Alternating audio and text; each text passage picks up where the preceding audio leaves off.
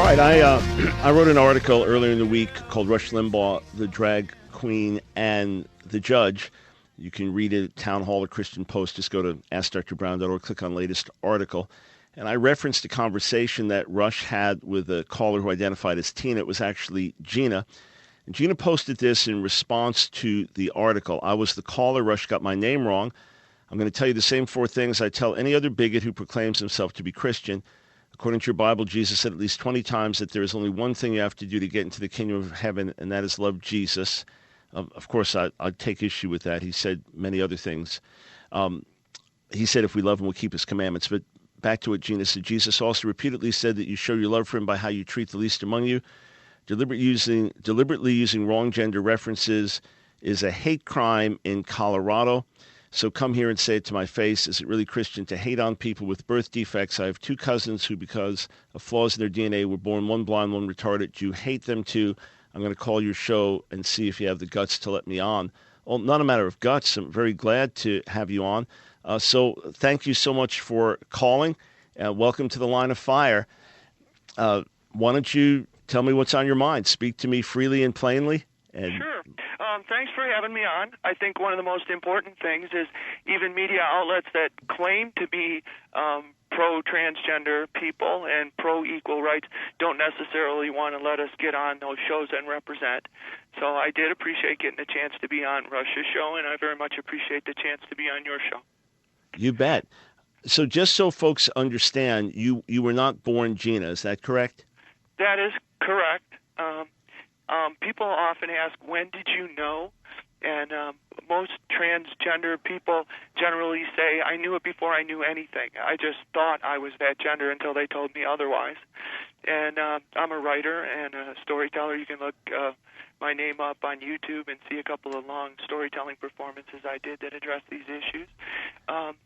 So I wasn't born Gina, and the circumstances of it were that I found this out watching President Kennedy's funeral. I'm a couple of days older than John was, and my grandma pointed out when he's doing that salute, oh, look at him, he's just like you, he's a little mensch. And I just totally freaked out because I was identifying with Caroline. And then they went on to explain to me that it was my duty as a man to be one of them soldiers, and one day they're going to put a gun in my hand and plunk me down on a beach and tell me to go die for my country. I didn't really have any choice about whether I wanted to be one of the soldiers or one of the nurses taking care of the soldiers. So I lived my life. you have identified in your own mind as female back to your childhood, you would say.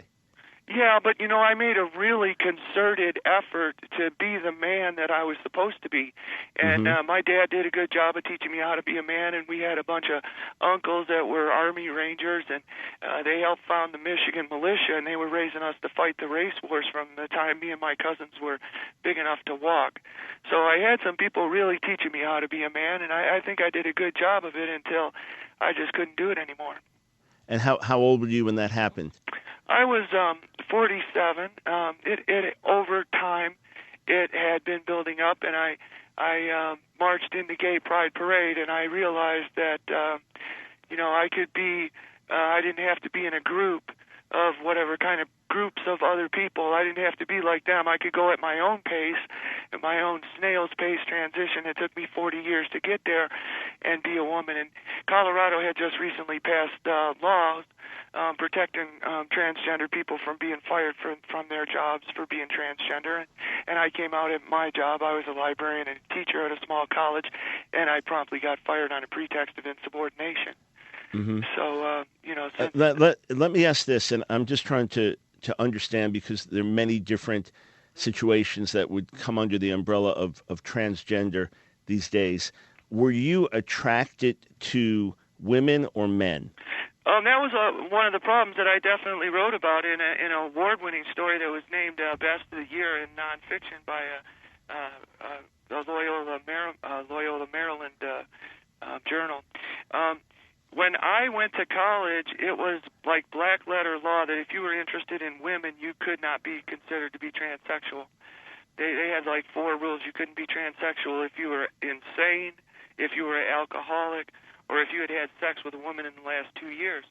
nowadays we understand that gender identity and gender preference are completely unrelated issues. But back then they felt that if you were All right, attracted to women... So just to understand then, you identify as a woman now, but you're also attracted to women? Well, I am attracted to women, but there's also another thing that happens with change is that a lot of people are heterosexual before the change and they're heterosexual after the change, or they're homosexual before the change and they're homosexual after the change. So, my sexuality has always been primarily interested in the opposite sex, and so now that I'm a woman, I'm more interested in men than I was before.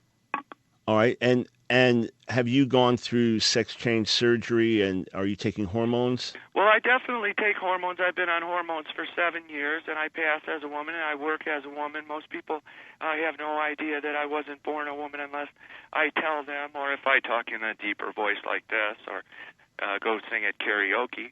But the surgery thing is a question that we don't answer as activists that protect. Oh, that's fine. I was not asking in an obtrusive way, but just trying to understand where you are at this point. Now, you mentioned in the note that you sent on Christian Post, you referenced birth defects. Yeah. So, do you consider yourself to have a birth defect either physically or in your brain, where they're not in harmony? What I have is like mixed DNA. My DNA caused me to have a female spine. A female has a much more pronounced curve to her spine, and it also caused me not to respond at puberty. Just in normal puberty, I didn't do anything. I didn't grow. I didn't get hairy. Nothing.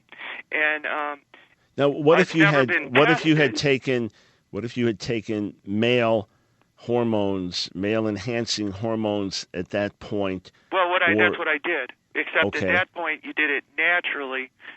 There's different things that you do that increase your testosterone, like lifting weights, competing in sports, and getting in fights. So when I got to be 18, and I found this out that they would never let me be never let me be a woman, I decided I had to be the best man that I could be, and I joined a club and I started lifting weights, and I played. Did you ever get professional counseling to try to work some of these things through? Because obviously, even though every human being is made differently, you are still biologically and chromosomally male, if I'm understanding things. No, I would see. It's never been tested, but what I believe is that chromosomally I'm female, and that I was made male by my mother's hormone imbalance in the womb. That's one of the ways that people become transgendered. It works both ways. The most common they call androgen insensitive male, and there's a famous model who she was a wealthy model and got married and tried to have kids and found out she couldn't have kids because she had XY chromosome and that she's insensitive to androgen, and then freed from guilt about it, then she went on and changed her gender to be male. Yeah. Now, have you heard the stories? Have you heard the stories of those who are on very similar paths, and if you saw them outwardly, you would say, for example, that man had a lot of feminine characteristics, but that they realized that there were deeper issues going on in their lives, and they found wholeness as they were born. For example, in your case, it would have been finding wholeness as a man. Have you ever read stories that go outside of the box of what you're used to? Well, my story goes outside of the box of what I'm used to because I found wholeness in my career. I had a very important career. They used to call me Mr. Library. I worked for Queens Library District doing full-time outreach to the schools.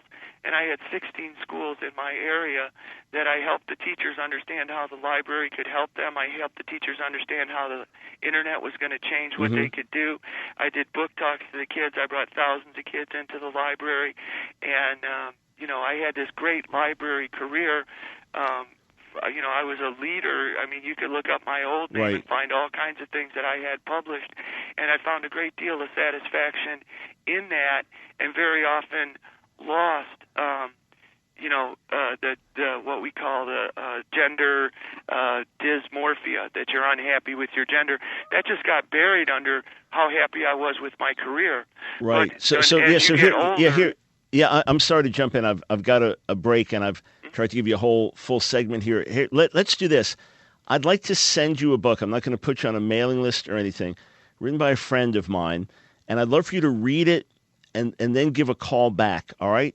I also want you to just consider whether it's proper to call me a bigot because I have a different perspective on this than you might. I want what's best for you. I want what's best for those who identify as transgender. How we approach it, obviously, in many ways, is going to be different. But I wanted to ask you these questions so listeners could understand some of the issues involved, some of the complexities, because without compassion and understanding, we'll never be able to move forward. Stay right there. If you don't mind, give Dwight your address. We're not putting you on a list. I want to send you the book. Once you read it, give me a call back. We'll make sure we put you up to speak. Thanks.